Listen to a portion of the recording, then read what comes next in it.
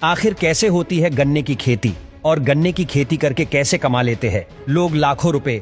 चलिए जानते हैं कि खेतों में गन्ने कैसे उगाए जाते हैं। गन्ने की खेती करने के लिए सबसे पहले मिट्टी को तैयार किया जाता है। इसके लिए खास दोमट मिट्टी सबसे बेहतर होती है, लेकिन अलग अलग जगह पर अलग अलग तरीके मिट्टी होने पर इसे वहां भी उगाया जाता है। बेसिकली गन्ने को दो तरह से बोया जाता है, एक गन्ने की आंख की मदद से और दूसरा गन्ने के बीज की मदद से।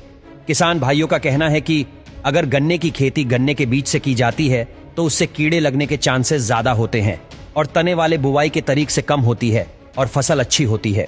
गन्ने को बोने के लिए हमारा अगला स्टेप है बीज लगाना। इसके लिए खेतों में नालियां बनाई जाती है। हर एक नाली को 2 से 2.5 फीट की दूरी पर बनाई जाती है। इसके बाद इसमें कटे हुए गन्ने की आंख वाले टुकड़ों को बिछा दिया जाता है और बाद में उसके ऊपर मिट्टी डालकर उसे समतल कर दिया जाता है। गन्ने की खेती हमेशा से ही नम मिट्टी में की जाती है और उसकी खेती के लिए सबसे जरूरी है बढ़िया सिंचाई। गन्ने की फसलों को गर्मियों में हर हफ्ते सिंचाई की जरूरत होती है और यही अगर सर्दियों का मौसम हो तो 15 से 20 दिन में खेती की सिंचाई करना फायदेमंद रहता है। ऐसे ही साल भर तक इसका ध्यान रखा जाता है और साल भर के अंदर इसकी फसल तैयार हो जाती है।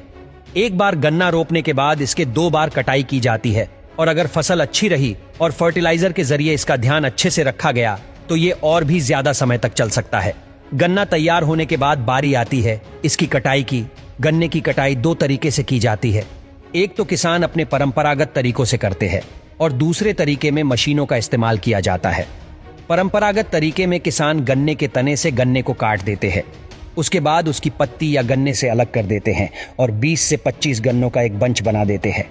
गन्ने की पत्तियां बहुत कटीली होती है और वो किसान के हाथों को कई बार काट भी सकते हैं, इसलिए किसान अपने हाथों में कटाई से पहले दस्ताने पहन लिया करते हैं। गन्ने की कटाई करने का एक और तरीका है जिसमें गन्ने के खेत में आग लगा दी जाती है। इससे गन्ने के खेत की सारी पत्तियां और खरपतवार जल जाती है और बचे हुए गन्ने को काट लिया जाता है। लेकिन इस विधि से एनवायरनमेंट में एयर पोल्यूशन का खतरा बढ़ जाता है, इसीलिए कि जगहों पर यह विधि बैन कर दी गई है। खेतों से गन्ना काटने के बाद इन्हें चीनी बनाने के लिए चीनी मिल और झुस के लिए ठेलों पर भेज दिया जाता है।